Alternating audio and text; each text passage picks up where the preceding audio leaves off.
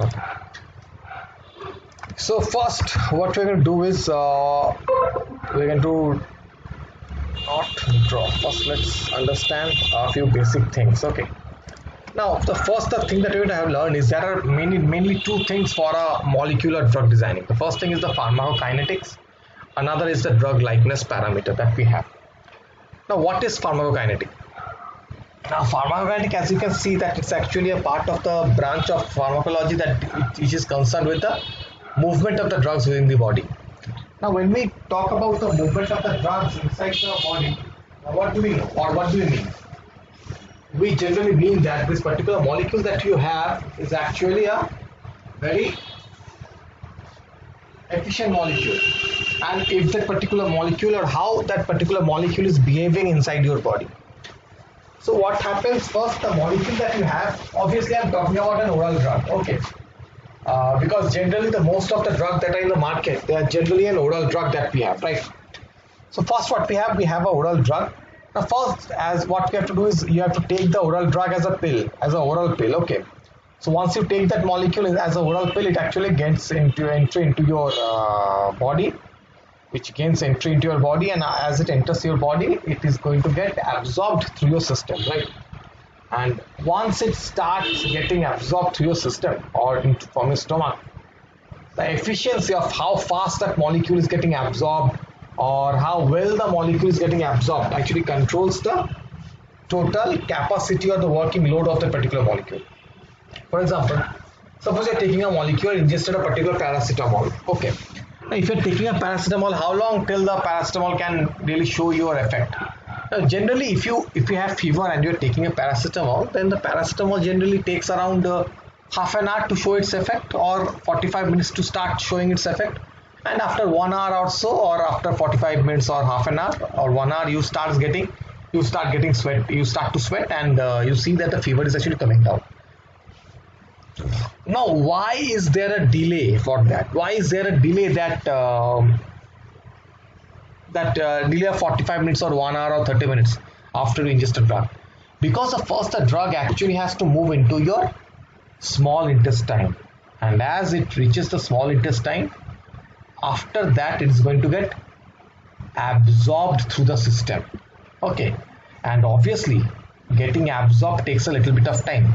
Now that is why what happens generally, whenever you see that the players, or whenever suppose you are coming down from your college, you have walked a long distance in the sun, or you have traveled in a public transport, so it's very hot and humid and you're tiring. So what happens that when you come home, you drink the Glucon-D, right? It's usual that we drink the Glucon-D.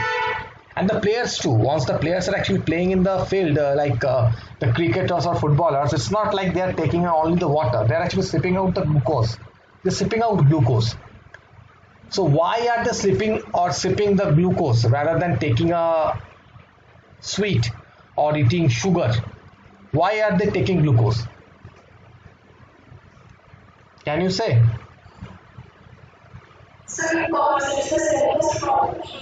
Yeah.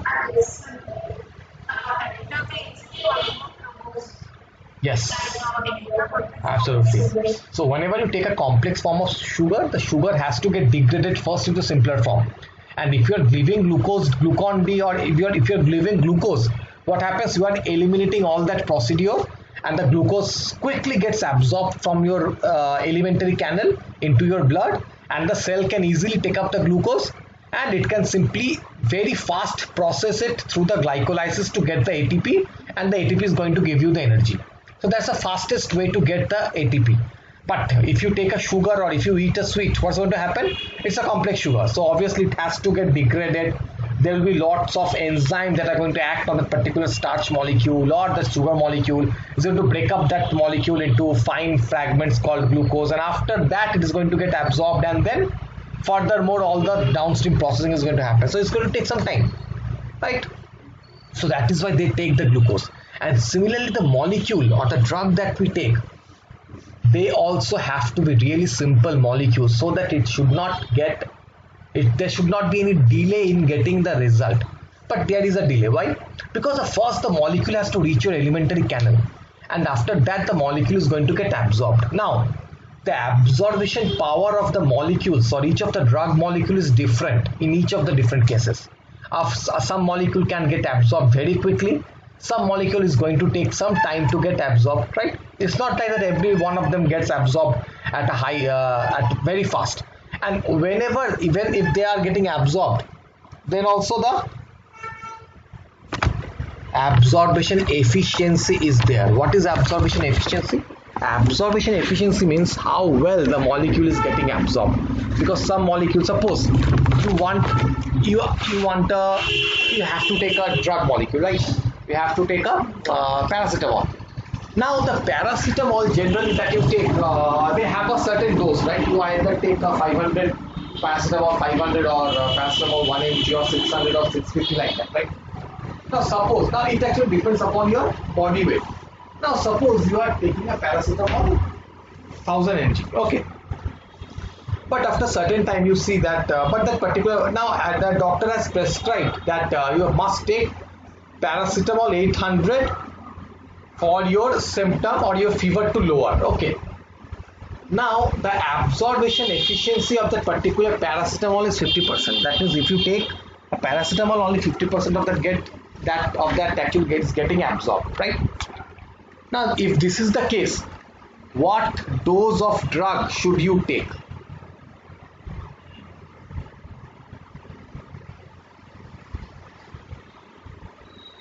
Your body needs 800 mg, or suppose your body needs 1000 mg, or suppose your body needs 1000 mg of that particular drug, and the drug can only get 50, it can only get absorbed at 50% rate.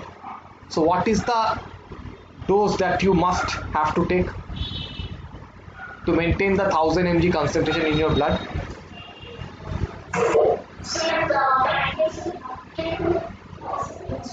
Yes, absolutely.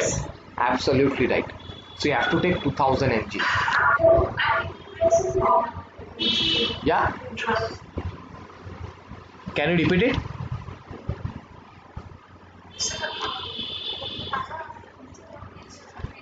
Yes, absolutely right. The bioavailability is really different. Okay, and that is why the drug dose also differs. So if there is any drug that is actually that doesn't get absorbed at 100% rate, then obviously you have to take that drug in a higher dose. So the dose of the drug also depends on how fast the drug is getting absorbed. So pharmacokinetic actually deals with the ADMET profile. What is ADMET? Absorption, distribution, metabolism, excretion and toxicity. Okay, so that's the pharmacokinetic. And whereas you have another parameter is the drug likeness parameter. Okay, so I'm going to discuss the drug likeness a little bit later. So as you can see, this pharmacokinetic actually deals with this all other things, how fast the molecule is getting absorbed, how much the molecule is getting distributed. Now the absorption I have already discussed. Now what is distribution? Distribution is how much the molecule is getting, whether the molecule is getting distributed in the plasma, or if that particular molecule is present in the blood, or if the particular molecule is coming into the liver or depositing into the cell. So that is the distribution of that particular molecule. And after that you have the metabolism. That means how fast the molecule is getting metabolized. Now suppose if you have a particular molecule that is getting metabolized at a really faster rate. Now generally what happens, if you take a paracetamol, then generally for 5 to 6 hours you don't get any fever, right? You don't get any fever for 5 to 6 hours. But after that again the fever starts to come back slowly. But you have already taken a drug. So why is the fever coming back? It is because the drug that you have taken, it is getting metabolized in your system. It is getting completely metabolized in your body, right? And this metabolism is a really tough issue. Why? Because the drug, if a drug gets metabolized really at a very faster rate, it is going to get metabolized even before it can show its effect, even before it can start showing its effect. Okay.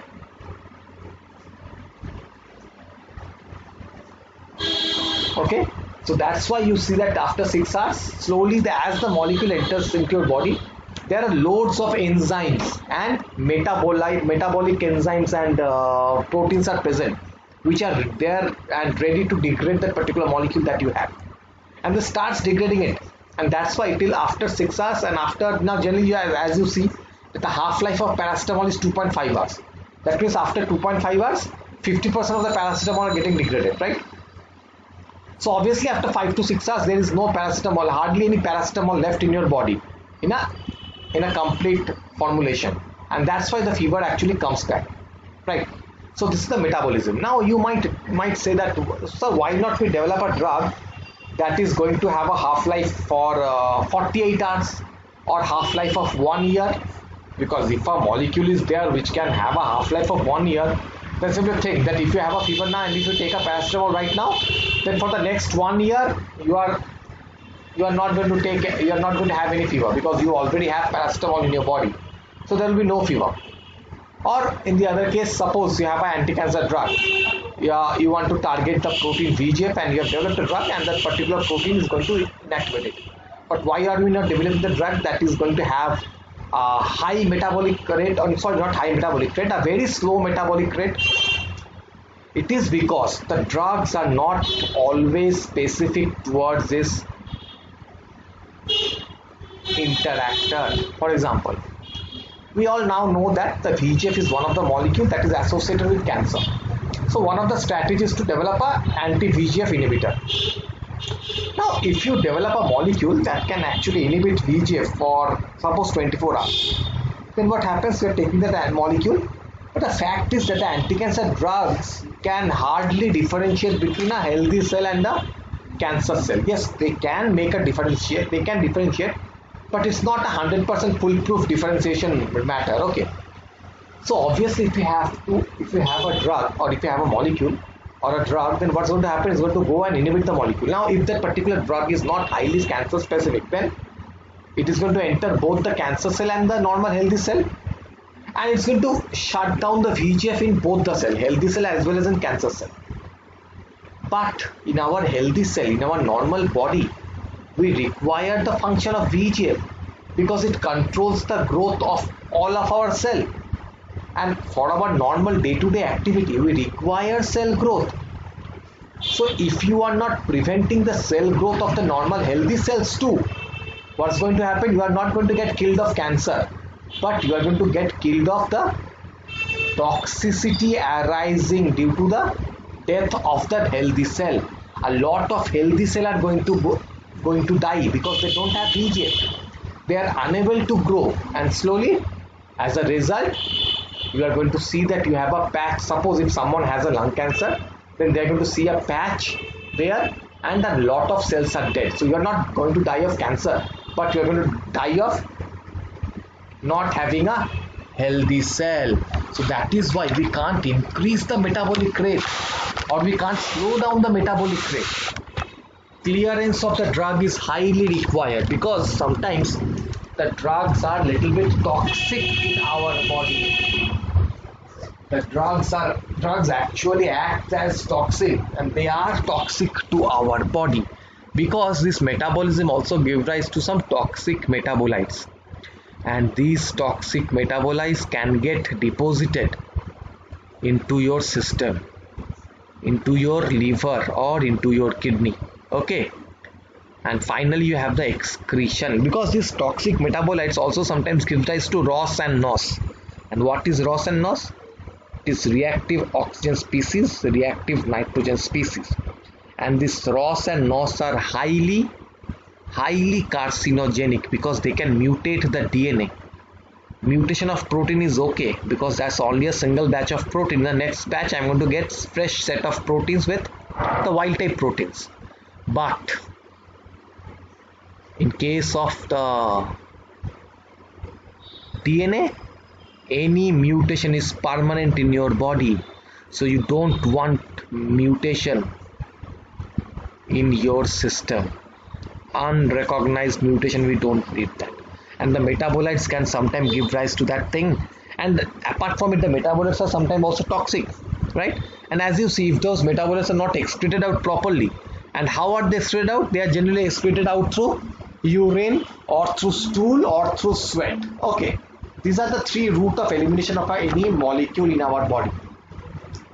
So if that particular molecule is not getting excreted then it is getting deposited into the body. So if you are taking 1000 mg of a particular drug, you expect 1000 mg of the drug to get excreted out of your system. Obviously in a metabolized state, that means in a degraded condition. But that is not generally happening in our body, because a lot of metabolites, rather than getting excreted out, it gets deposited into the body.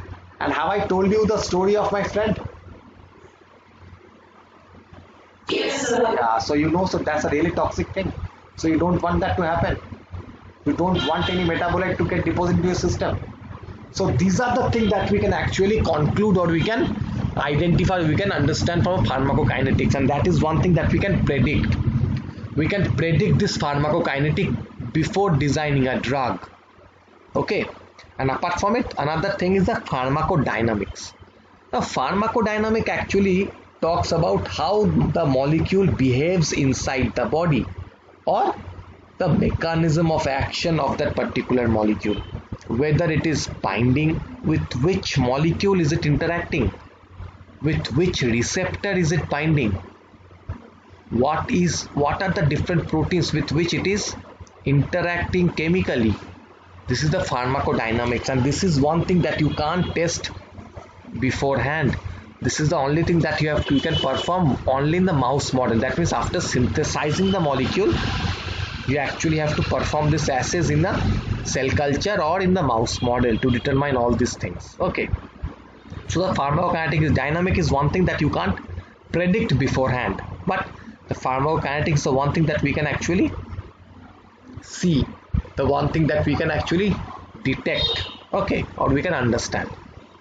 So is this part clear, the pharmacokinetic and the pharmacodynamic? Yes, sir. So this pharmacokinetic parameter, these are the basic parameters: the absorption, distribution, elimination. As you can see that what's the bioavailability? That's the amount of drug absorbed by the drug dose. So that means if the drug dose is 1000 mg, and if only 500 mg of the drug is getting absorbed, then the bioavailability is 0.5 or half. It is 500 by 1000, that is 0.5 or half. Now obviously a molecule, the best molecule they have, or what should be the value of ideal molecule or ideal drug? So any kind of intravenous, Any kind of? intravenously administered drug. No, no, that's good thing. But I am asking that what should be the what can be the highest score that any molecule can have?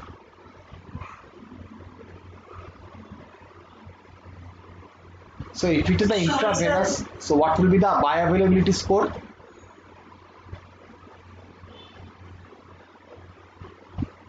What will be the bioavailability score for a intravenous drug? So for intravenous, it will be 100%. That means 1. 1. 1. So the closer the value to 1, the better the molecule. Okay, and yes, as Shweta is absolutely right, the molecule intravenous, any intravenous molecule has a 100% bioavailability, because you are simply pushing the cell inside the blood. You are pushing the drug inside the blood. But generally, and that is why they have a value of 1. But generally, we talk about the availability for the oral drug, because the intravenous drug, any intravenous drug have the 1 value. But the values only differ among the oral drugs, and we want any molecule to have value closer to 1. So a value of 0.95, 0.85, 0.8 is much better than a value of 0.2 or 0.5 or 0.6. The higher the value, the better. Okay. And apart from it, you can see the different other rates, the distribution, apparent volume of distribution, where the molecule is present, whether it is present in plasma or it is present in the blood fragment or all, how the molecule is getting cleared out, the renal clearance, metabolic clearance. So these are the things that are there, and this is how you can calculate it. So okay, this is very basic calculation that you have to do. Okay. Now apart from it, the another thing that we are talking about, we have found out the drug likeness parameter. So what is drug likeness? Drug likeness means it is actually the criteria or the characteristic that any molecule must have to be considered as a drug or to be deemed as a drug. So it's not like any chemical, all the chemical molecules are not drug, but generally all drugs are chemical molecules, right? And similarly, not all chemical molecules can have drug likeness parameter. Only the drug have these parameters, and these are some special criteria. For example, suppose you are all in college, right? So what do you have to do to gain entry into your college? First, you have to have crossed class 12th, and then you have to have some pretty good marks in BSc. And in some college, what you have, they screen according to the BSc result, and they call the students for a written test, and after the written test, the selected few are taken to the oral interview, and after the interview only a handful of students are getting selected. Okay, so this is the process by which you get admitted into a particular university or a institute. Okay, so a drug like this parameter is also a list of criteria. So these are the criteria. So if someone asks that what are the criteria that you have to get admitted into your college, so you are going to say that yes, I have passed all this. So these are the checklist, and I have crossed and I have checked all the things in the checklist.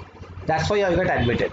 Similarly, there are certain characteristics and properties that every drug molecule that are available on the market, they have that property.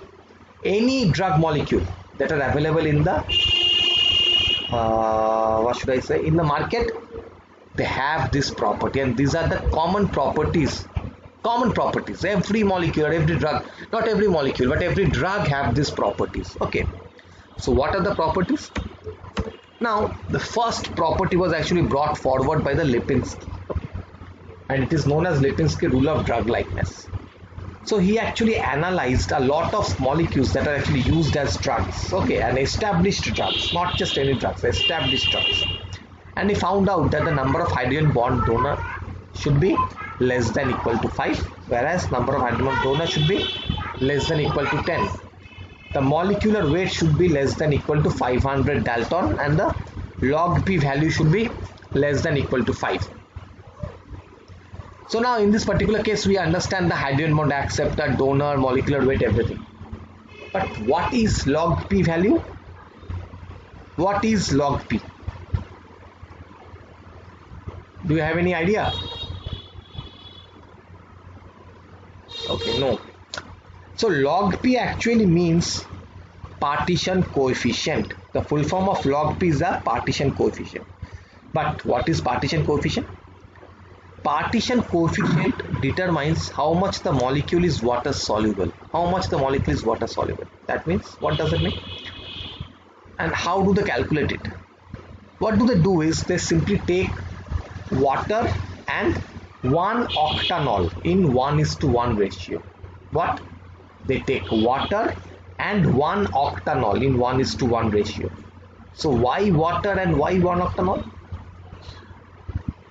Because water is 100% hydrophilic, whereas 1 octanol is 100% hydrophobic. So obviously, so if you simply mix them up, what's going to happen?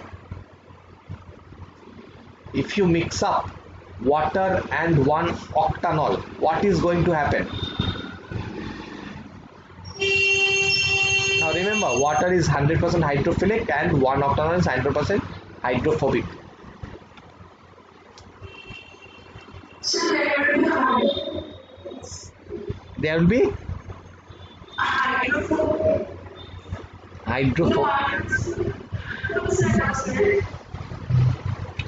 What is going to happen if you mix oil and water? that will never going to mix up Why? because of their chemical compounds. One is totally hydrophobic and another is totally hydrophilic. The same thing is going to happen here also. Because 1 octanol is 100% hydrophobic, water is 100% hydrophilic. So they are not going to mix at all. So if you simply mix it up, shake it up, after some time you are going to see that they are separated in 2 layers. Okay. And that's what generally happens. So you take water and 1 octanol in 1:1 ratio and shake it up. So they are going to stand separated in 2 layers. Now what you have to do? Now you have to take the prescribed amount of the drug that you have and you have to mix it up in that particular solution. Take the drug in a prescribed amount, mix it up with the solution and shake the whole thing until that particular molecule is dissolved in that particular mixture. So you shake it vigorously, and then after the molecule is getting dissolved 100%, you keep that particular container undisturbed, and soon after a certain time the two layers are going to get separated. Now you have to separate out two layers. You have to separate out one layer from the other, and you have to analyze how much molecule is present in your system. Not in your system, how much of the drug is present in water. So if the drug that you have used, if it is 100% hydrophilic, then you are going to find all of the drug in water and nothing in the 1-octanol. But if that molecule is 80% water soluble, then you are going to find 80% of the drug in water and 20% of the drug in 1-octanol. If that molecule is 90% or only 10% water soluble, then you are going to find 10% of your drug in water, rest of the 90% in the 1-octanol. So this is how you determine the solubility of a particular molecule, and this is the partition coefficient, and this is how you determine the partition coefficient. So that particular molecule or any molecule, they have to have a partition coefficient value of less than equal to 5. Now as you can see that all the properties and characteristics are multiples of 5. This particular rule is also known as rule of 5. Clear? Since all the parameters you see, the number of element, donor, acceptor, 5, 10, 500, 5, all are actually multiple of 5, and that is why Lipinski rule of drug likeness is known as rule of 5. Clear? It is also known as Pfizer rule. Why it is known as Pfizer rule? Because this rule, did someone enter? No. So why the Pfizer rule? Because this particular molecule is actually, this rule is actually followed by the Pfizer drug industry to develop their drug.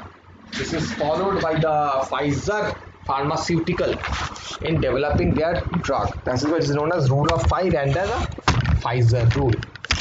So next, another person, the Ghosh, as you can learn from the title, is a Bengali scientist.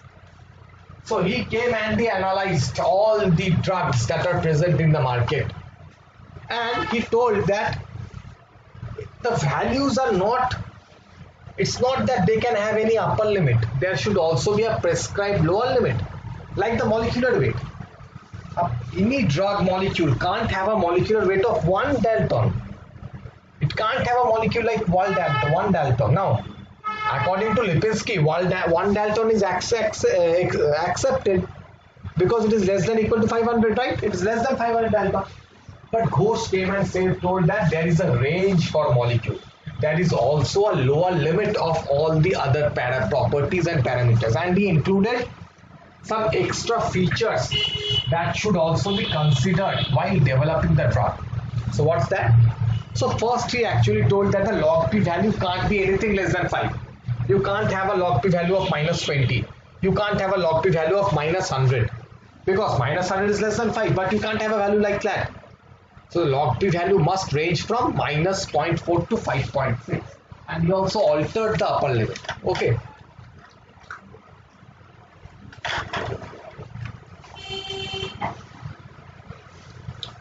And next he added another parameter, that's the molar refractivity. The molar refractivity determines how much that particular molecule is.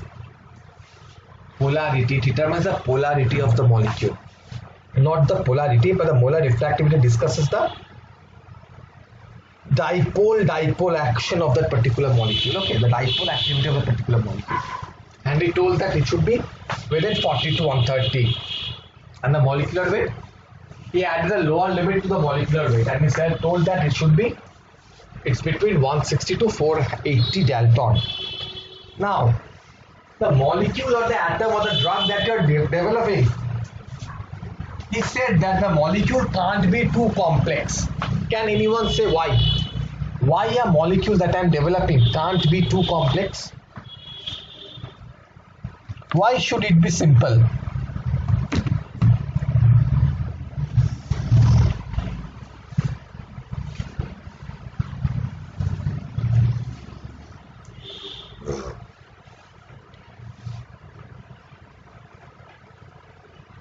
And that's why he set a number of atoms rule. He told the number of atoms should lie between 20 to 70. Not more than that, not less than that. Why? Because if it is more than 70, then the molecule is going to become too complex. And if the atom length is less than 20, then it's going to be too simple and it can be degraded very easily. Okay. So the number of atoms should be lying between that. But why not more than 70? Because if it is more than 70, then the molecule is going to get highly complex. But why don't we need a complex molecule? Because of the fact that complex molecule poke up the immune system more. The more the complex molecule, more immunogenic it becomes. Right? You have read the immunology, right? And immunology, we have found out there are certain parameters and properties that must belong, that must be there for an immunogen or any molecule that should wake up or poke your immune system. So if there is a criteria that any molecule, if it's too complex molecule like LPS and all, it's going to poke up your immune system. And if a drug molecule, if it has number of atoms is more than 70, it can be a little bit complex and it can simply start up your immune system. But we don't want to wake up our immune system. Why? Because if we wake up our immune system, then antibodies are going to get developed against the molecule, and if there are antibodies against the molecule that you have, it's going to get degraded before it can start showing its activity. So that's not the case here. We want to limit the complexity of the molecule. That's why the number of atoms should be within 20 to 70, and that is why the molecular weight also should lie between, it should not move beyond 480 or 500 Dalton, because if it is more than 500 Dalton, it's going to get a little larger and a little complex, and a large and complex molecule is an ideal molecule or an ideal property for any immunogen that can give rise to immunity. And next is told that the total polar surface area must be less than 130 angstrom square. Okay. And what's the total polar surface area? The total polar surface area is actually the area which is going to bind with the protein molecule. But why polar surface area? Why not non-polar surface area? Why I am talking about only the polar surface area, not the non-polar surface area?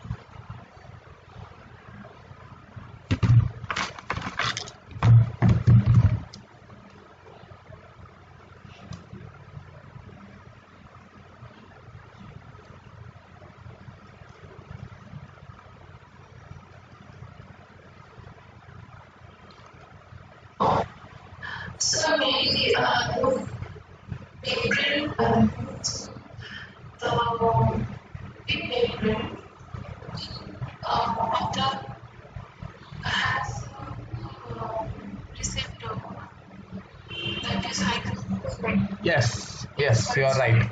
Because it allows easy entry of that particular molecule. But not that the only reason. The main reason is actually because the molecule is going to bind to the polar surface area only. It is not going to bind to the non-polar surface area. Why? Because generally in a protein, the non-polar surface area are buried inside. And the molecules or amino acids that are exposed are the polar amino acids. And why only polar amino acids are exposed? Why not non-polar amino acids are exposed outside? Generally, because the protein molecule is present in cytosol, which is made up of water molecules, and water molecules are highly polar. and that is why to initiate a polar contact, the polar amino acids are exposed outside, whereas hydrophobic or non-polar molecules or apolar molecules or amino acids are buried inside, and that is why. And obviously a hydrophobic group can't interact with a polar group, or a non-polar surface can't interact with a non-polar surface area. Only polar contacts are there, and that is why a molecule generally has, that's why, and since it is binding to the exposed regions only, it should be polar enough. Clear? Okay, fantastic. Now these are not the only two rule of drug likeness. There are also multiple other rule of drug likeness. Okay, and what are those? Though there is Egan rule, there is Muegge rule, okay, and all these rule, there is Weber rule, and all these rule, they either have some extra properties or they have manipulated this ratios, these ranges a little, or they sometimes they have some extra properties. So we will talk about that in a little bit of time. But these are the two most important drug likeness parameters or properties there are that you can actually see and that you can actually find and mine out. So how to get this property? But before we getting the property, the first we have to do is we have to design a ligand. So the main thing is now how do we design a ligand? So about designing ligand, what we are going to do is we are going to use this ChemSketch application. Okay, so everybody open up your ChemSketch application. So now we're going to discuss how this ChemSketch actually works. Okay, so if you type in ChemSketch, this is the first screen that you're going to get. Okay, and this application is really easy to use and all, but first take a look into my screen first. Okay, take a look into my screen first, then I'm going to give you some time to perform your job. Don't worry about it. So first, if you open it up, first as you see in the right hand panel, there are a list of most widely used cyclic compounds are there, most widely used cyclic compounds. First we have a benzene. Now first suppose I want to add a benzene ring. So click on the benzene atom, and then you're going to see that you have selected a benzene atom. That's going to be visible if you bring the pointer to this particular screen. And then if you want to add it to the screen, click, and now the benzene ring has been added. So now since I haven't selected anyone else, the benzene is still selected. So now we have another benzene. Now I want to add the benzene to this particular benzene ring. So where can I add? I can add it to any of these arms, or I can add to this edge. So if I want to add it to this arms, so simply bring the pointer to the arm, and it's going to show you how the molecule is going to look like once you place the benzene ring there, like that. So suppose I want to click it here. So if you want to add it to the arm, select the arm and click, and it's going to get added. What if you need to add it to a edge? Now see, point to the edge where you need to add it, and then simply click the edge, and see the molecule or that particular group has been added.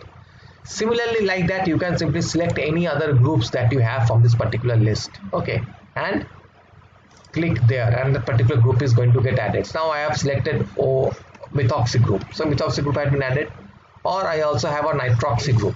So this is a nitroxy group. So I can add the nitroxy group here. So it has been added. Now you might say, where is the methoxy or where is the nitroxy? I can't see anywhere.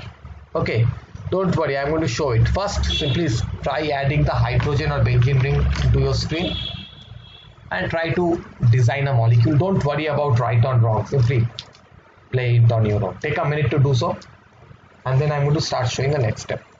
Take a minute to do it.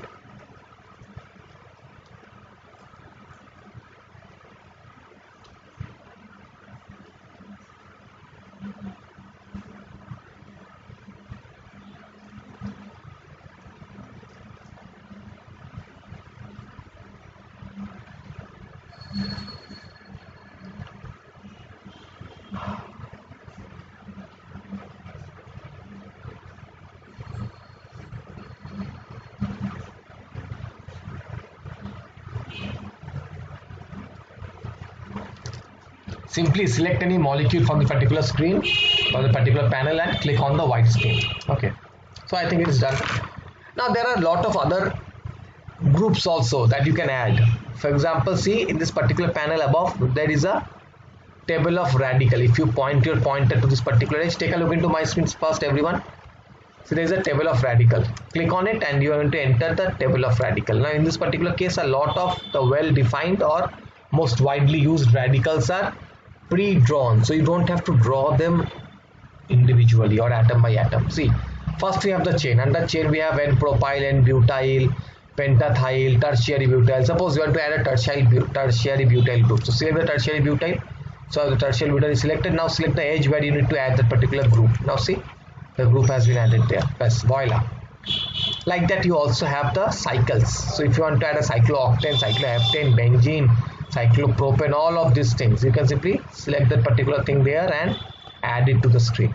Similarly, you have the carbon group, the vinyl, allyl, ethyl, cyanyl, isobutyryl. So all of these groups are there. Benzoxy, carboxyl. Okay, these are the most widely. No, it's not that all the groups are present. The most widely used groups are only present. And another miscellaneous section, you're going to have the nitro, nitroso, nitroxy, azido, isocyanato, all these various different kind of groups. Okay, these are the groups. And remember, I talked about the peptide drug. Do you remember the peptide drug I was talking about? Right? You remember the peptide drug? Are you all connected?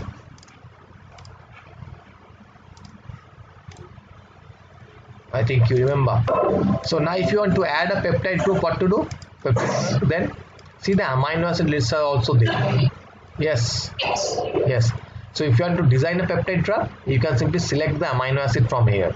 Okay, so if you want to design a peptide drug, you have the peptide sequence, amino acid sequence. So simply select the amino acid and join them one by one using a peptide bond. Using a peptide bond, that is CONH bond, join them one by one. So like that, you can simply add it anywhere. You can simply add this molecule. Okay, that's how you simply add all these others. So this structure, this table of radical is really handy when you need to add the most widely used groups there. Okay, but sometimes suppose you have drawn this everything and very nice. Okay, but you need to tune this particular molecule. And when I say tune, what I mean that you need to add or change the atoms. For example, suppose I have a CH3 group here, but I want to add a hydroxy group over here. How do I add a hydroxy group? How do I change this atom? See, in this opposite panel, in the left hand panel, you again have another atom groups. That means most widely used atoms are present, starting from carbon, nitrogen, oxygen, phosphorus. Most widely used atoms are there.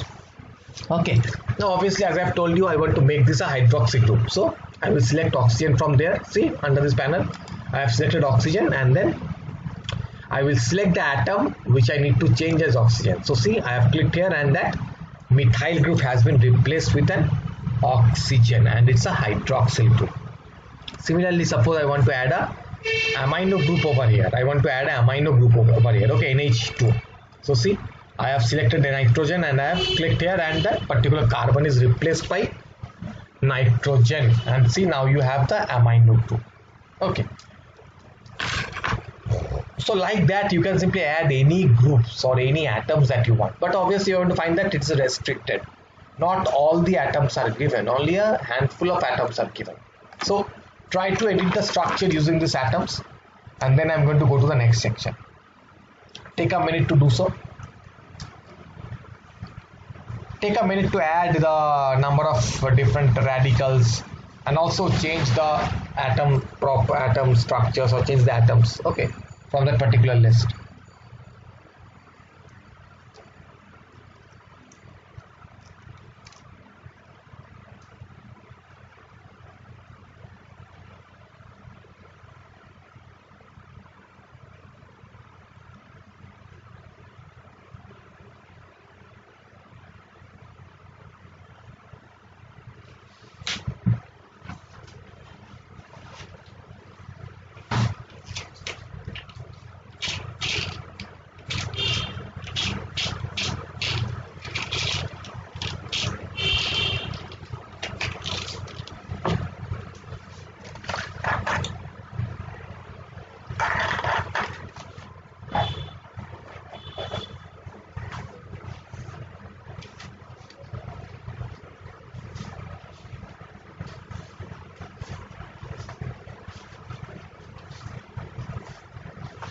Okay, so I think it's done.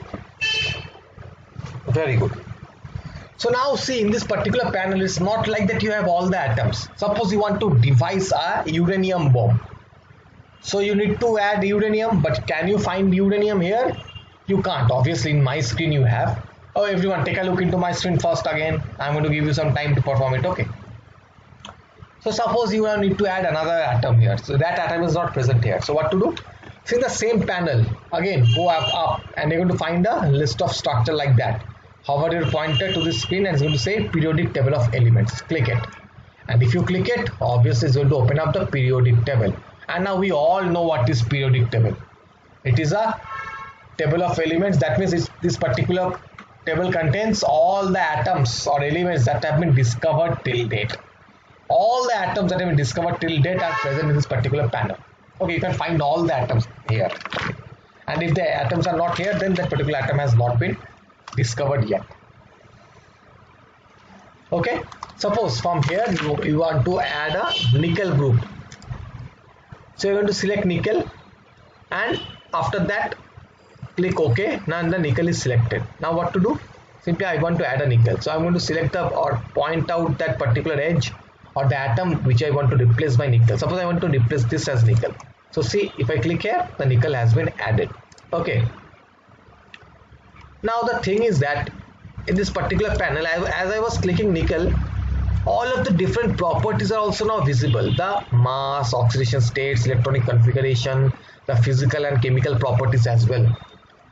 What is the utility of these things? Why do I need to know about the physical, chemical property and other parameters like oxidation states, mass and all of these things? Why? We want to know about the property because we are using this molecule as a drug molecule. And these are highly essential. Why it is essential? Now see, first you get to know the property like the character, the discoverer, the name, origin, blah blah blah. But the most important thing is that you get to see the property like a physical property like atomic radius. So why it is important? Suppose you want a particular molecule to bind to a particular groove of protein. Now since we have already modeled the protein, we all know how the particular protein behaves, right? We all know how the particular protein behaves and what's the structure of the particular protein. So in the particular protein, we know that there are various grooves or various points where the molecule is going to bind to. Now, a particular groove generally has a particular diameter. So simply think of an active site of an enzyme. So the active site of an enzyme has a particular volume, right? It's not like that it has a huge volume. It has a particular set of volume. Now, suppose you want to, that particular volume is obviously only 1.3 angstrom long. Okay, suppose that particular volume is, the radius of that or the entry point is 1.3 angstrom. So it is like a door. So in your house, if you have a door which is much smaller than your size, can you move through that particular door? Obviously you can't. You can't. The door has to be bigger than your size. And if it is bigger than your size, and that's why you can make easy entry, you can gain entry and you can come up to the particular door. But if that particular door size is much smaller than your body size, can you enter through it? It's simply like the grills that we have in our window. Since our body is really smaller, is not that small to move out of the window grill, we can't move out. But a cat can, because a cat has the radius of the body radius of the cat is much lower than the grill or the holes in the grills, right? So it can slip up. So that is why we have to see the atomic radius, because if that particular entry site is only 1.3 angstrom long, then a molecule or an atom which has a radius above 1.3 angstrom, you can't use that because that is not going to gain entry through that system, right?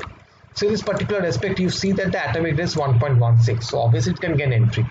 But what about calcium? Suppose I want to add calcium. Calcium has an atomic radius of 1.76. Now 1.76 is much more than 1.3. So if you place calcium, that molecule is not going to gain entry to that particular hole. Understand? So that is why we also require to see the atomic radius, especially if you are keen on developing structure based drug. If you are following SBDD, then this is really important thing. So that's about the atomic radius. So what about these other things, the electronegativity, electron affinity, and these kind of things? Now remember, for the particular protein in pi mole, we also observe the total vacuum electrostatics of that particular protein. Remember? Yes, sir. That gave us an idea that which portion of the molecule is electronegative, which portion is electropositive, that kind of thing, right? So now obviously a particular portion of, not all portion of protein is similarly charged. A particular domain is highly electronegative, a particular domain is highly electropositive. Now if you want to bind, or if you are developing a ligand to bind to a region of your protein that lies in the, which has a high electronegativity, it lies in the red zone, highly electronegative. So obviously if you add a molecule there, then your molecule must have electropositive element in it. You can't have an highly electronegative atom there, because if the binding site is electronegative and then the binder is also electronegative, then they are going to repel one another. They are going to simply repel one another, and you can't use that molecule or atom to bind to that particular domain. So in this respect, as I see, the electronegativity is 1. That means it is low electronegative. What about magnesium? It is 1.31. About beryllium, 1.57. We see the electronegativity is increasing. So depending on that, we can use this particular molecule called the molecule, and we can see the electronegativity. Now suppose your molecule that you want to develop is binding to an electropositive domain. Obviously then we need to incorporate more electronegative atoms, so that there is a, because we know that opposite charge attract one another and similar charges repel one another. Now in this respect, we obviously want to develop and find out a molecule that can have, that is going to be highly electronegative. So we're going to think about oxygen. Now see, oxygen has electronegativity of 3.44. But I am thinking that, can I increase this electronegativity to ensure a more potent interaction, more potent electrostatic interaction? Yes, I can. What? By using a fluorine. Now see, oxygen has an electronegativity of 3.44. What about fluorine? It has a electronegativity of 3.98, much more than that. And also you see the electron affinity is also increasing, 328. Here it is only 141. So if I am shifting from oxygen to fluorine, I am also gaining a lot in electron affinity, which is going to impact my protein, or the ligand bind, is going to impact the ligand binding efficiency, right? So that is why this ionization potential, electron affinity, electronegativity, and the other physical properties are essential for your drug designing. Is this part clear? Fantastic. Now apart from this general thing, we also have another group, that is NMR. So what is this NMR? See, under this NMR tab, now what does this happen? So this is going to give you two things. One, the frequency of the molecule. So if you have oxygen, the frequency is 13.556. If you have this particular molecule, then it has the isotope, the 10th isotope has a value of frequency of 10.7. The other one has a frequency of 32.0. So what is this frequency and what is NMR? Now you all know NMR, right? We all know the nuclear magnetic resonance that is used for structure prediction. Now the thing is that while you are synthesizing a molecule, suppose you are synthesizing this particular molecule and you are adding an oxygen molecule.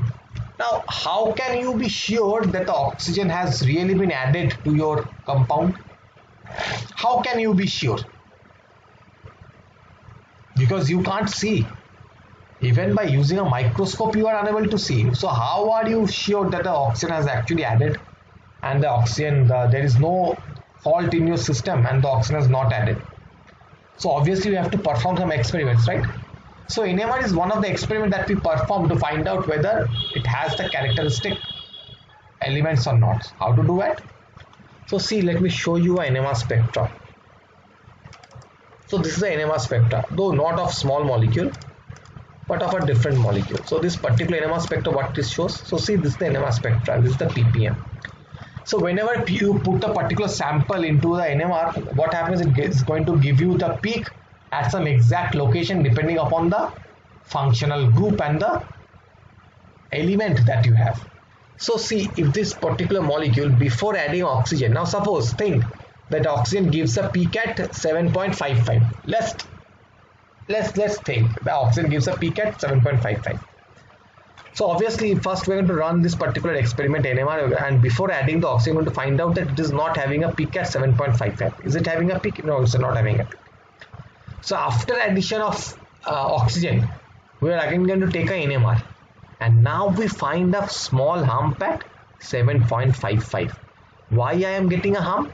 So now I am going to cross check and see, yes, oxygen do give a hump at, no, though oxygen gives a hump at 13.5, for our class's sake, let's assume that it is going to give the frequency is 7.55. So this is the frequency, the ppm. This is the frequency where the oxygen is going to give a peak.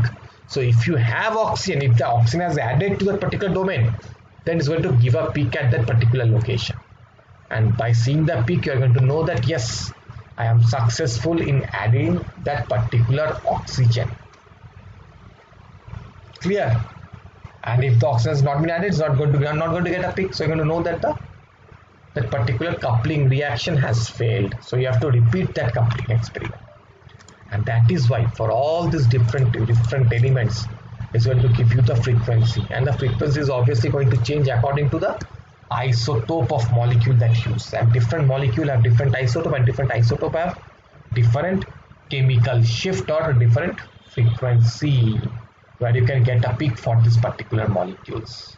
Okay, so that is why this particular NMR part is really important, and generally people use NMR to convince and conclude whether they have synthesized an accurate molecule or not. And after NMR, you're going to see another heading as mass and coloration. Now these are generally not required. The coloration only says which of the element belongs to which group, a P block element, D block element, F block element, and you all know these things, right? So this is the very beautiful thing of this particular software. Not only that particular, you can add or design a molecule, it's also going to give you the general information, and it's going to help you in developing a much beautiful structure that can simply show highly specific binding of this particular molecules. Clear? So we have this particular thing and it's done. Now, okay, so if you want to add any molecule, you can select that particular thing from this site, and then you can simply select the molecule to add it. Now you see, when I have added a nickel, I have added a nickel, but I get to see that the Ni minus. Now I haven't given any charge to this particular nickel. So why I am getting a minus sign over there? It is because this particular software is automatically set to generate the or maintain the valency. It is automatically set to maintain the valency of this particular thing. So if you add any molecule, it's going to maintain the valency automatically. Now since the nickel can't have a valency of 3, it's going to show is having a minus charge. So what if I change the structure? So see, if I change the bond from single bond to double bond, the minus charge vanishes. So whatever error you do, in case of valency, it's going to automatically keep track of what you are doing and edit the structure accordingly. Now sometimes we do need to add some positive or negative charge to our molecule. We might want to add it, right? How to do this? Now in the same panel, if you come down, you're going to find the option like increment charge. So what is that? So if you click that particular thing, then you can add or increase the charge of any group that you want. Suppose I want to add a charge to this group NH2. So if I select that particular group there and if I click it, see, I have added a plus charge, and that's why NH3, it became from the amide NH2, it becomes NH3 plus. What if I click again? Now since I can't add charge beyond it, if I again click it, it's going to back to the first normal self or the amide group.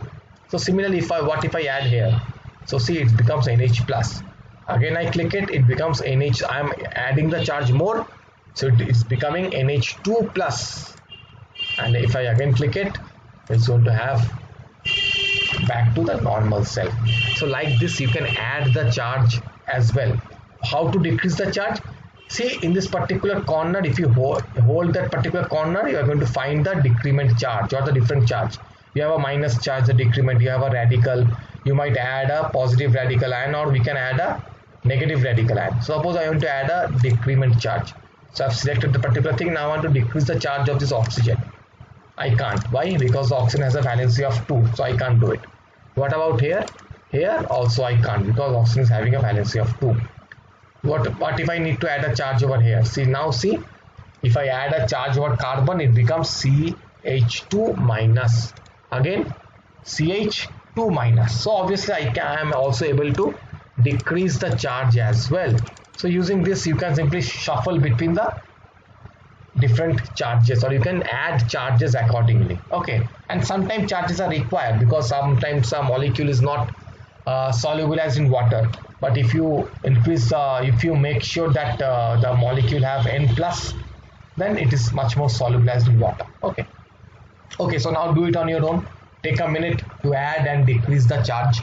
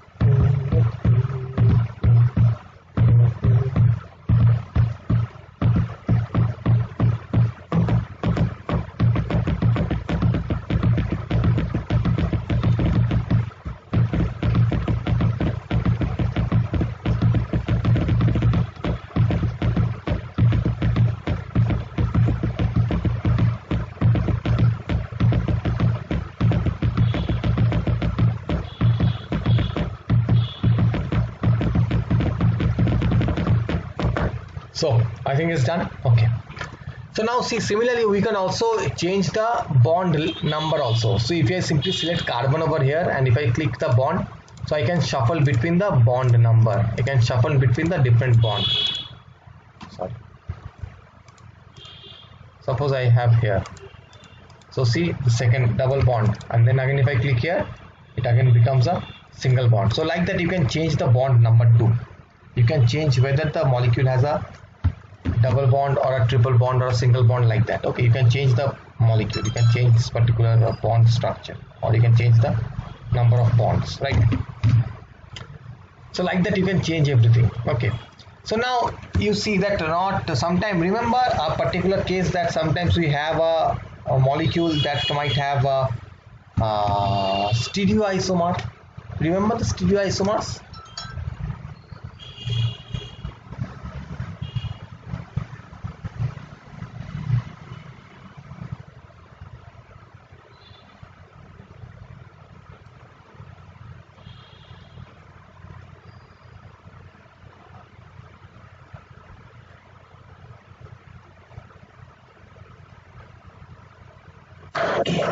Yes, right?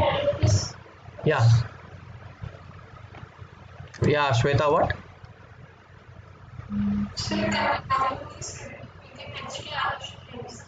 Okay. I am saying that sometimes the molecule also have multiple. They have stereoisomers, right? They have stereoisomers. Oh, forget stereoisomers. Suppose I want to add a carbon chain over there. I want to add a carbon chain. So how to do it? So I can simply see I have selected the carbon over here, and I can simply holding that particular edge, and I'm burning, and see I have a methyl group. Now again I am selecting a methyl group over there, and then I am adding a carbon group, and simply holding that particular edge I am able to draw and design the carbon, right? And I can add any more carbon that I want.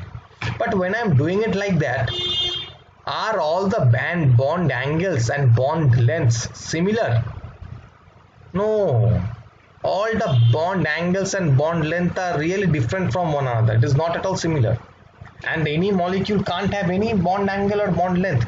There's a particular set of bond angle and bond length that this molecule have. It's not like that they can have anything. They have a accurate bond length and bond angle, right? So how to make sure that I have a accurate bond length and bond angle? Now see, in this particular case there is an option called draw chains. From the top panel, take a look into my screen first. See, there is an option called draw chains.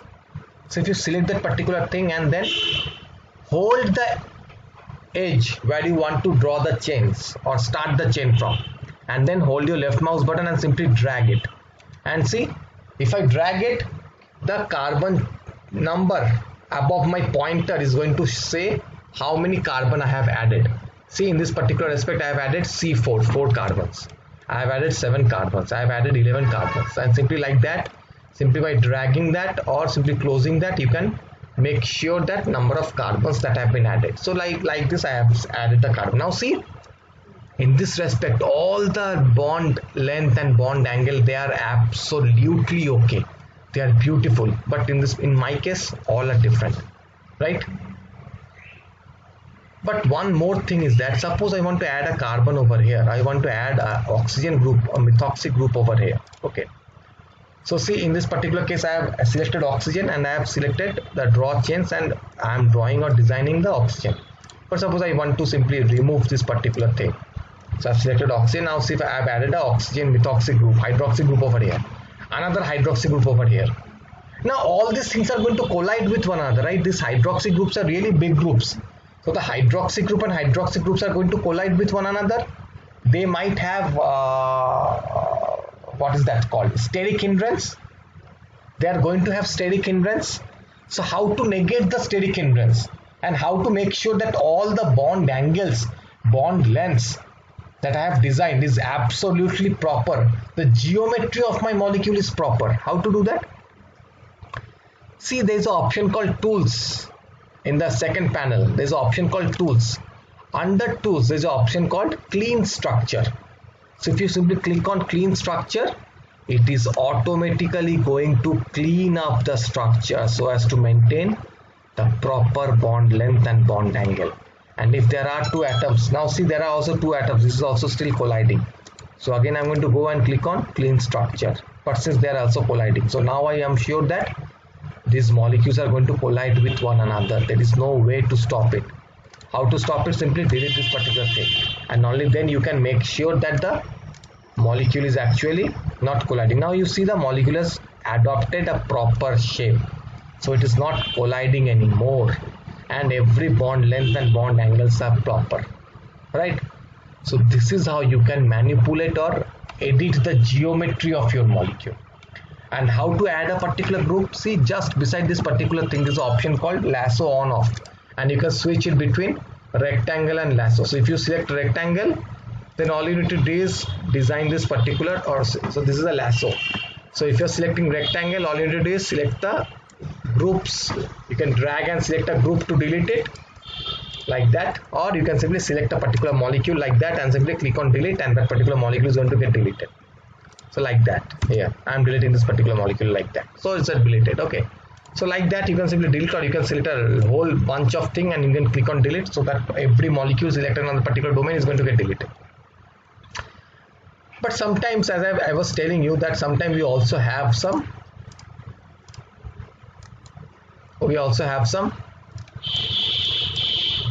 stereochemistry. It's not that all molecules are actually present in the proper way. It's not that all molecules are present in a proper way, right? These bonds are not always on the paper, on the plane of paper. Some are actually exposed outside, some are exposed downward, right? And they have a stereoisomer. So how to develop that? See, there is an option called up stereo bond and down stereo bond just beside the draw continuous. So this signifies that this particular bond is above the plane, and the down stereo bond signifies that this particular bond is below the plane. So if you want to make sure that the molecule is up stereo bond, select the up stereo bond and simply select the bond which you think are actually going to be above the plane, and then also select the bond which you think can actually be below the plane also. So like that, you can simply select the stereoisomer. You can generate the stereoisomer. Okay, like that. You can make sure that if something is pointing upward or downward like that. Or you can make sure that each bond have a different unique strategy, and you can develop your own stereoisomers like that. Right, so you can develop and generate the stereoisomer. But you remember, in case of drug, one thing is that not every isomer of drug is actually active molecule. No, there is a R and S nomenclature. In this respect, I want to say you that there was an industry, I forgot the name of the pharmaceutical industry. They actually they developed a particular molecule. I'm talking about 1990s. Okay. So they actually took a molecule, I forgot the disease also and forgot the name of the molecule also, but they have developed a particular drug that was working very good. They made sure that they performed a clinical trial and everything, and the molecule was working very good. So they have marketed that particular drug. But once they started marketing, they are hearing that they start to get the eyes, see that the people who are taking that drug, they're falling tremendously ill, and some of the things are some of them are actually fatal. People are actually starting to die. So after a certain time, as lot of started taking the drug, they're either getting ill or they're getting killed. So they actually have to take out all the drug from the market. They had to bring back all the drug from the market, and they were really shocked at why it is happening, because they have passed clinical trial, they performed clinical trial, they have passed all the strict regulatory regulations and all, but still why it is happening? So they went to a detailed analysis mode, and there they found that the molecule with which they have experimented, the molecule with which they have patented, the molecule with which they have used clinical trial, performed clinical trial, was the R nomenclatured molecule, whereas the molecule that they have marketed was the S nomenclatured one. And earlier people had no idea that the molecule action or activity can change according to the stereoisomerism. They didn't know that R molecule might have a different activity and the S might not. So after that, people started taking keen interest in this particular stereoisomerism, and new regulations came into the market.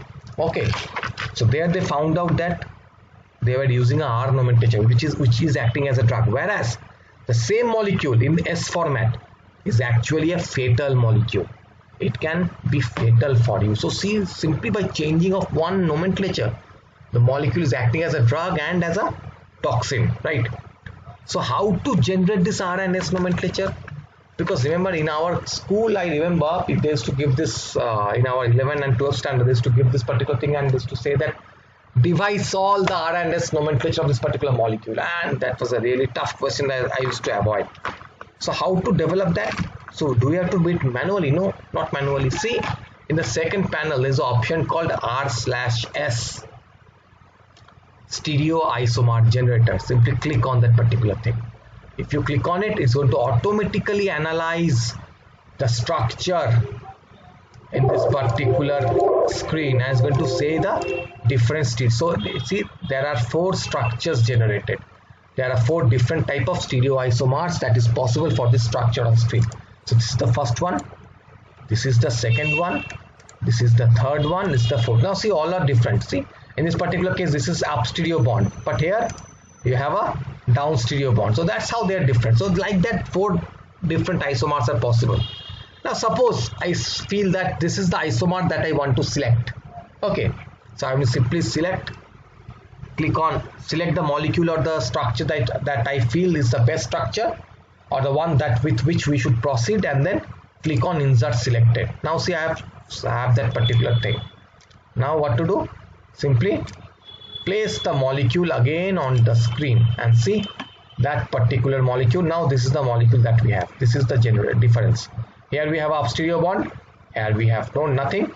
It's up stereo bond, here we have a down stereo bond. Okay, so this is the major difference. Okay, So we have that particular molecule. Now what to do with this? You can simply select all the molecule there and click on delete, and that particular molecule is going to get deleted. So now right now I have this particular molecule right here. You can again generate the stereoisomer for this particular molecule. It's going to again give you a data like that. So this is the molecule with which I can move forward. So please do this or generate the stereoisomer. Nothing, simply click on RNS. That's what is going to happen. That's what is going to take.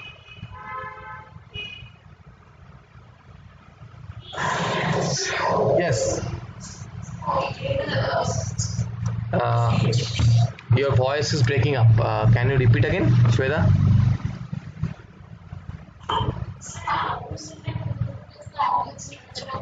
Yes, for that you have to have basic chemistry knowledge. Once you are designing the particular molecule, you have to know the basic difference between R and S nomenclature, and how your molecule in R format can act and how your molecule in the S format can act. So like that you have to make that your choice. You have to have some basic idea about the chemistry. Okay, so you simply by visualizing you can't see and you can expect to know, but obviously by performing the stereochemical analysis you can understand which molecule is the ideal that you want. Okay, now once you have developed this molecule, remember I was talking about log P value, the solubility of a molecule. Now you can, as I was saying, that you can predict the solubility of a molecule while you are designing a molecule. How to do that? See, just beside R and S there is an option called log P, calculate log P. So click on it. So if you click on it, it says can't be calculated because of unknown oxidation states. I know why that is happening. This is happening to this NH2. So now again unknown oxidation states. Nothing has an unknown oxidation state, so let me change it here. Yes, now you see the nickel was a different one. So once I have edited the structure, now it gives a calculated log P value of 8.38. But according to Ghosh's rule, the value should lie between minus 0.4 and 5.6. So it is beyond that particular thing. So I can't use this. So now I have to edit the structure. I have to edit the structure. How to edit the structure? So see, so suppose I want to delete this particular thing. I want to delete this particular domain. Suppose I'm deleting this particular domain, and now I can plug log P. Now see, the log P value has, now it is 6.26. Still it is high. So what to do? So now I have to make some keen editing. How to do that? I have added some nitrogen groups, and I know that nitrogen groups are increases the water solubility. And now see, the log P value dropped to 3.25. That means this particular molecule that I have is actually water soluble molecule, and the log P value is a specific log P value that I can use, right, which is well within the drug likeness parameters. Clear?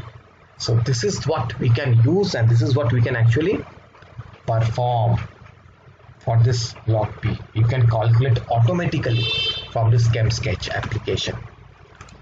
But the main thing is that if you are into structure-based drug designing, obviously you want to develop a ligand that is really a novel ligand. You don't want to develop a ligand that is not a new ligand at all. You have to develop a novel ligand. So how to develop a novel ligand, or how do you know that this molecule has not been developed previously? For that there is an option called E molecule. See, there is an option called E molecules over here. So click on the E molecules. So if you click on E molecules, it is going to automatically search the exact structure and show you the result in browser, and click on OK. And if you click on it, it's going to automatically search the entire thing and going to say whether this molecule has been developed earlier or not. And if there are any molecules that have been developed previously, it would have given you a hit list that this particular molecule is selected or synthesized by this group, like that and that. So since it's not there, your molecule is not giving you any hit, so you know that your molecule that you have developed is a novel molecule. But apart from it, see, there is another option called PubChem. Similarly, you can use the PubChem also. Click on that and it's going to automatically search and give you the result. So PubChem and this E molecules are all like the drug, that particular drug bank. In the last class I talked about drug bank, right? So this is not using PubChem. I can't use it because it's automatic software, so it's not using. So the best thing is that you can use the E molecule. It actually uses the E molecule to find this out. Okay. And you know that this is a novel molecule. But the next of the most important thing that you have to actually do is you have to see the smile notation. What is this? So if you simply click this particular smile notation, it is going to give us notation like that. And what is this? Is the notation of the naming of the molecule. You don't remember the IUPAC naming, right? Any molecule that they have a particular IUPAC naming that really names the molecule, but it is really tough to remember. And if you simply say someone that this is the IUPAC molecule that I have developed, this is the IUPAC name, please redraw the molecule. It will be really difficult for the person to understand what you are saying or what is the IUPAC, because that is too complex.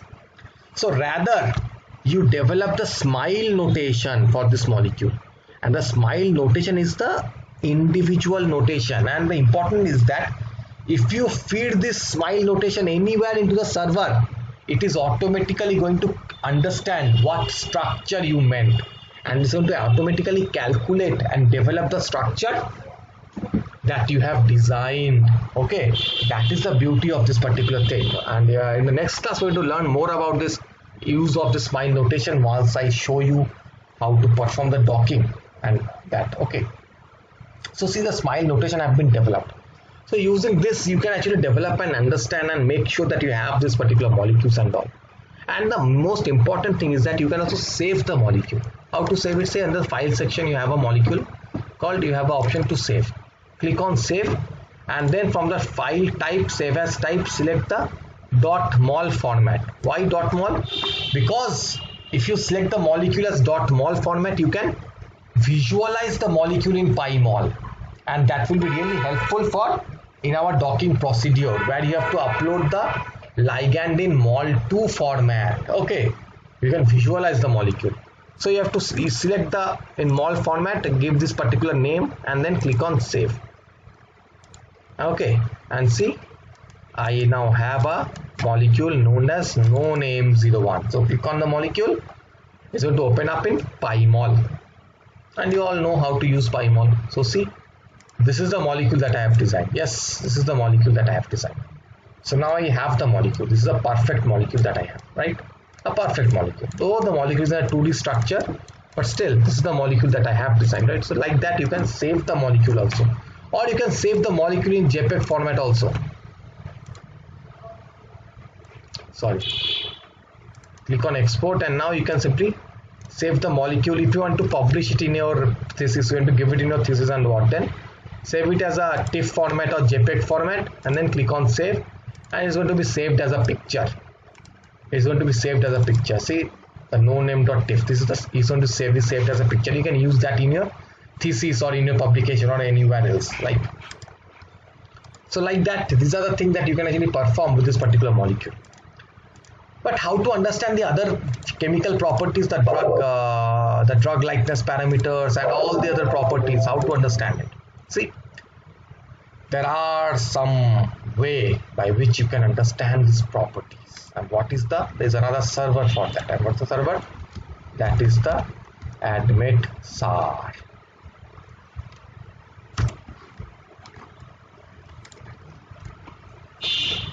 So let's see this ADMET-SAR.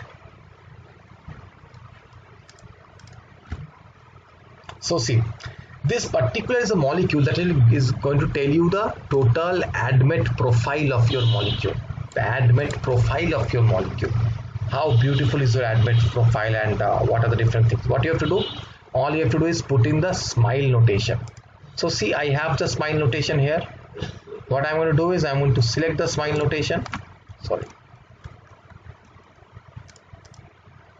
I'm going to select the smile notation, copy the smile notation, Control C, copy, and paste the smile notation here, and then click on predict. Now see, this is asking the smile notation, and then click on predict. So that is the utility of smile notation. Okay, and click on predict. And once you click on predict, it's going to take some time.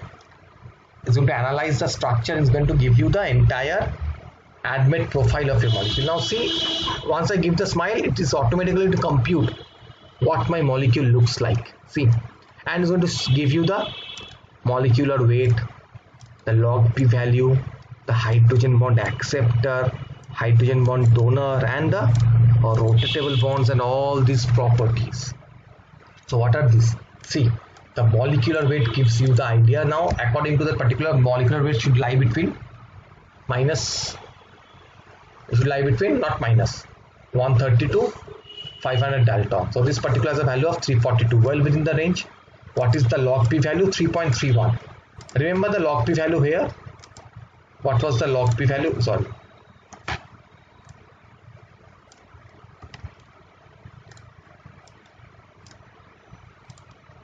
Log p value is 3.25 according to ChemSketch. And what is it saying? 3.31. So it is nearly close together. So I know the log p value is perfect, right? So you see, that's one way of concluding it. The hydrogen bond acceptor is 7. What was the hydrogen bond acceptor limit? It should be less than equal to 10. So it's obeying the law. Hydrogen donor 3 and the limit was less than equal to 5. Okay. Next we have the rotatable bonds, that is 5. Why it is? Because the Weber rule says that there should be a rotatable bond. Okay. There should be a rotatable bond here. And the number of rotatable bond, there is a particular limit. Okay. And next you have the Admet profile. How much this molecule is easy or how much this molecule is going to get absorbed into the system. That is the human intestinal absorption. Is it going to get absorbed? It says yes. What's the probability? There is 97% chance that this is going to get absorbed. The higher the value, the better. Right? So it is more closer to 1, the more better the value, the more better the molecule. Next you have the blood-brain barrier. If it is going to cross the blood-brain barrier or not, and it says yes, there is a 96% probability is going to cross the blood-brain barrier. Why the blood-brain barrier is important? Because blood-brain barrier, as the name suggests, it actually forms. It is formed of very closely spaced what's that called? Blood arteries and veins. Okay, that simply prevents the entry of any molecule into your brain. Why? Because the brain is the most sensitive part of your system, and we don't want any molecule to reach the brain, because if any molecule reaches the brain, it might start, and if it shows that now you might have a stomach upset, you might have a bacterial or viral infection in your stomach. It is doable. But if you have an infection in the brain, then it is a more pathetic one, and that is why to save the brain there is a barrier there, and we don't want any molecule to cross that particular thing. But obviously if that particular thing is for headache or to treat the neurodegenerative diseases, then we want our molecule to cross the blood-brain barrier. But generally we don't want our molecule to cross the blood-brain barrier. But if it is a very small molecule, then it can pass through blood-brain barrier, because that allows the entry of small molecules but prevents the entry of large molecules. Okay. And what is the ratio? It says that there is 96.8% chance that this molecule will cross the blood-brain barrier. Now generally we don't want the molecule to cross our blood-brain barrier, but sometimes if it does, we have to make sure that it doesn't harm the brain. Okay. So what is human oral bioavailability? It is 60% chance. Now you see, intestinal absorption is 97%, but oral bioavailability is 60%. Why is that?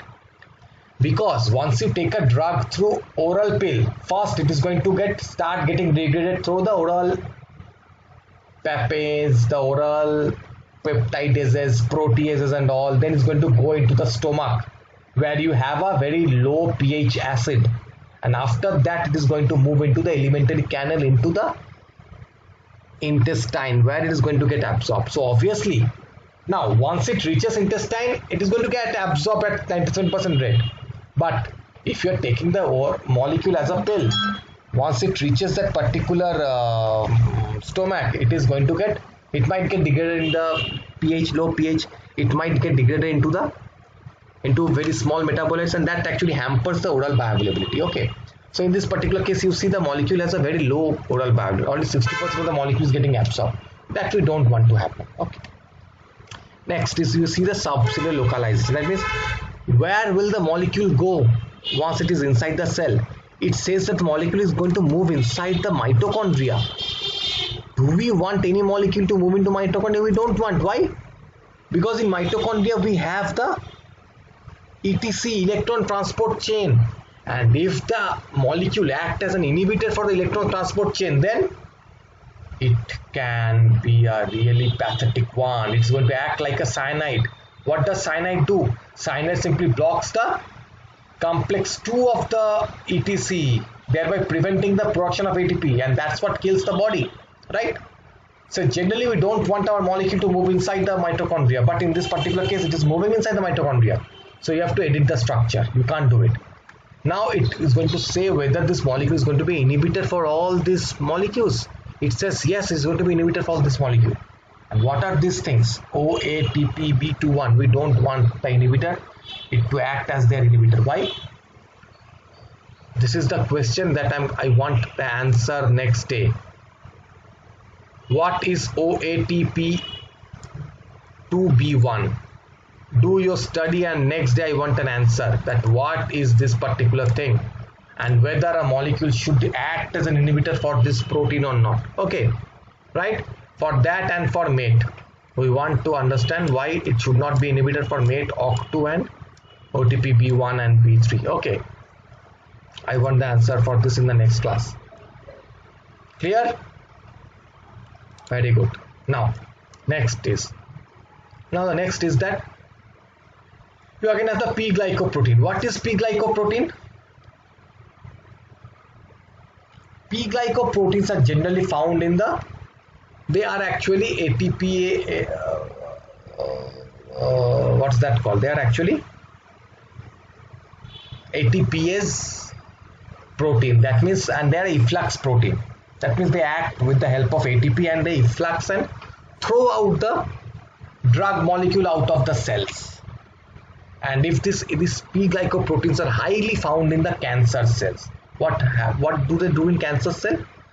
They simply, if they are present in high quantity in cancer cell, then if you simply give a drug, and if that drug is a substrate for this P-glycoprotein, then the P-glycoprotein is going to bind to that particular molecule and throw that drug out of the cell.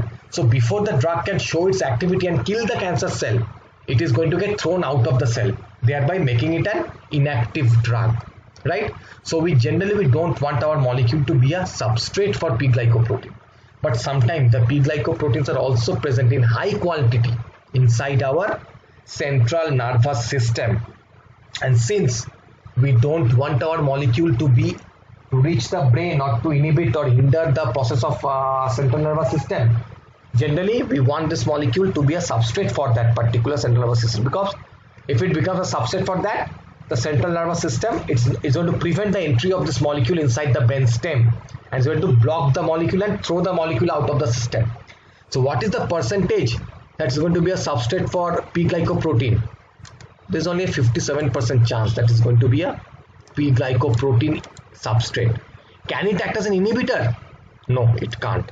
Now generally, if this molecule is an anti-cancer drug, then you want that molecule to be a substrate or inhibitor for P-glycoprotein, because inhibiting P-glycoprotein is also one way of, because P-glycoprotein is actually it actually gives rise to multi-drug resistance if it is present in bacteria and all, but generally it is also found in bacteria, in cancer cell, and in huge quantity in the central nervous system. Understand? Next you find a CYP2 inhibitor. So what is this CYP? These are the cytochromes, and these are actually the molecule that metabolizes the particular drug, and we want our drug to get metabolized. We don't want our drug to get non-metabolized, because if it doesn't get metabolized, it is not going to get excreted through the system. It is going to get deposited into the molecule. It's going to deposit into the body, right? So we don't want that to happen. Now this CYP, all these CYP group proteins, they are all actually there to degrade or perform the metabolism of the molecule. So it says, can this molecule be degraded or metabolized by CYP3A4? It has a 61% chance to get metabolized by the CYP3A4. Can it get metabolized by CYP3A4? Can it inhibit CYP3A4? It says yes. There is a high chance that it can inhibit the CYP3A4. And what would happen if it inhibits this molecule? Then it's going to shut down the metabolism pathway, because CYP3A4 is not only there to degrade the molecules. No, it is also there to degrade a lot of other things or metabolize to start the metabolism in our body. So if this molecule inhibits the inherent metabolism, then it is going to act as a toxin in our body, right? So we don't want that to happen. So we want to minimize the CYP2 inhibition rate. So we want to inhibit that particular thing. Understand? So we have to check the molecule there and we have to edit the structure and we have to re-upload the structure there to see whether the inhibition rate has either it has decreased or not, or whether if it has increased or not. Okay. Next you get to see the carcinogenicity thing, whether this molecule can act as a carcinogenic or not for long-term use. You see that is giving a negative value. That means it is generally not a carcinogenic molecule. And is it going to be eye corrosion? That yes, if it is going to promote, if this molecule falls in the eye, if it is going to promote the eye corrosivity, it says yes. So we don't want the molecule to be present in our eye or simply spray it in our eye. We don't want you to spray this molecule into our eye because it's going to irritate the eye. Okay, so like that you are going to get a lot of other things, eye irritation, eye corrosivity. Then you have the Ames mutagenesis. That means whether it is if it is highly mutagenic, then it's going to make sure that the molecule is going to make sure that the bacteria colonies also appear at the Ames test. So whether it's going to do that like not, that's why the plus minus signs are there. Not only that, you again have the micronuclear hepatotoxin. That means whether it is going to act as a toxin in the liver cell or not. And it says yes, there's a high chance. Acute oral toxicity. There's a low chance for acute oral toxicity. Is it going to bind to the estrogen receptor? Because if it binds to estrogen receptor, it might disturb the hormonal condition of our body. Now generally the women, they have higher concentration of estrogen, but though meant to have it, but they have higher receptors. So is it going to bind to the estrogen receptor? It says yes, it has a high tendency to bind to estrogen receptor. So it might promote some hormonal defect in our body, or it might promote the hormonal imbalance in the body. Okay, and that's what you see, whether it is going to give rise to the whether it is it's a biodegrading or not. Yes, it's highly biodegrading and all. And next you get to see the ADMET profile, water solubility. It says that yes, the value is minus 3.8 and that is a log S. Remember what should be the value of log S generally? The log S value, I'm going to discuss the log S value next day. Okay, this is a log P value. Generally the value of log S, if it is negative value, minus 3 is a very good value. Okay. Can it bind to plasma protein? It says yes, there is a 85% chance it's going to bind to plasma protein. If it is going to show acute oral toxicity, then what should be the limit? It says if you eat 3 kg per mole concentration, then it's going to show acute oral toxicity. But we don't take 3 kg per mole concentration of drug, we take much lower concentration of drug, and that's why it's going to find out that this is a beautiful one to prevent the oral, it's not going to be an oral toxic molecule. So using this you can actually find out and you can dedicate or you can deduce what this molecule is. Okay, and next what you can do, the most important thing is that you can also optimize the molecule. See, I talked about the lead optimization. Remember that you can optimize the molecule. How to optimize? Click on optimize, and that thereby you can optimize the molecule to make sure that you are able to. So how do I do? So yes, I want to optimize this molecule. Click on submit. It's going to automatically say what type of optimization you can do to increase the suppose I want to, what scaffold do you want to change, whether into scaffold you want this scaffold to change or that scaffold to change. Okay, suppose I want this scaffold to change, so I've selected the scaffold and see according to the rule of 5 is going to give you the idea. So see, I have selected this scaffold and it says that this is the compound, and you can edit the scaffold like that. How that? So this is the main scaffold, like this is the main scaffold. What type of editing? So according to rule of 5, I can make sure that this molecule is within, it is well within the range, okay, and all. And now then click on submit. That's all. So it's automatically going to calculate and it's going to show you and give you the rules or the editing, how the molecule is going to edit, what is there to optimize the molecule to make sure that it has all the preferred routes. Because yes, so see, this is the optimization rule. So what is the recommended new molecule? So see, this molecule, this is the new molecule. This is how you change the new molecule. You add a group over here and see the drug likeness parameter is increasing 0.62. What about this? This is also having 0.62, but if you edit a structure like that, then it is decreasing the drug likeness parameter. What about this? Yes, this is increasing the drug likeness parameter a lot.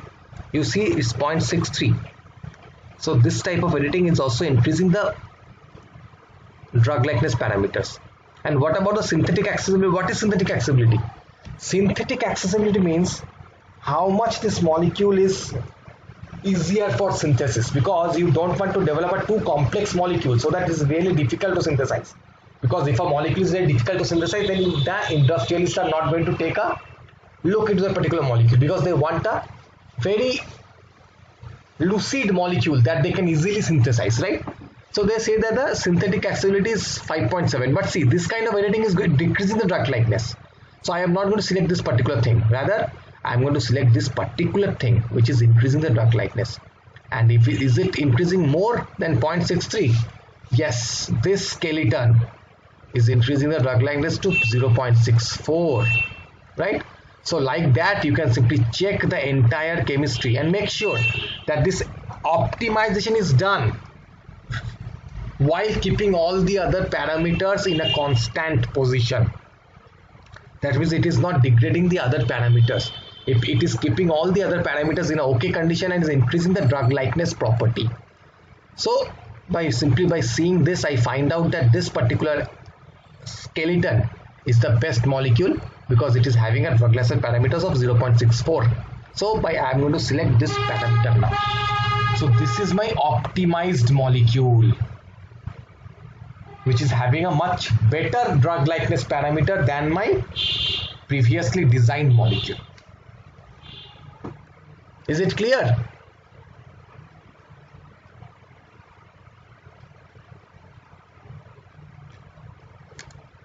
Is it clear? Now see, this is the molecule. So earlier you had a parameter like that, now you are editing the structure like that. So you had a parameter, this is the original concept, original molecule, the NH I had, but now I am changing it to so this was a benzene, now I am changing it to a pentagonic group. I am changing its property. Okay.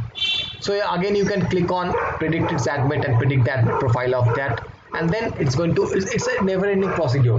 You have to do it currently, you have to do this all time to finally get a structure which is a much better structure, the best structure. Clear?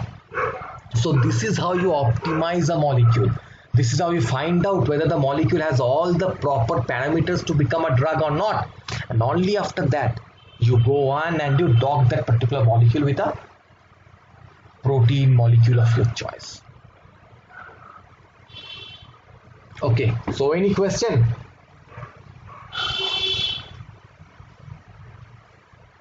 No. Okay. So we're stopping here today. And in the next class, we're going to take the class from here. We're going to see a new section. We're going to understand the docking part, how to dock that molecule and how to analyze the docking structure, docked structure. We're going to see that, and we're going to use this particular. So please develop and design a molecule and make sure you have the structure ready. And in the next class, we're going to require the help of Chimera. Okay. So please install this software in your computer. I'm sending you the link. So I'm automatically sending you the link. Okay, so this is the link from which, see this link, you have an option called download. So click on download and you can simply download the molecule. So I think most of you have the Microsoft Windows laptop or desktop, so you can simply download the molecule like that. Okay, so this is the link I'm sending you. Okay, so this is the link. Please use this link to download the Chimera software and install Chimera into your computer. Clear? Because we're going to take the help of Chimera to dock our molecule and perform the docking analysis. And before docking, we're also going to talk about the basic theory of docking and all. Okay.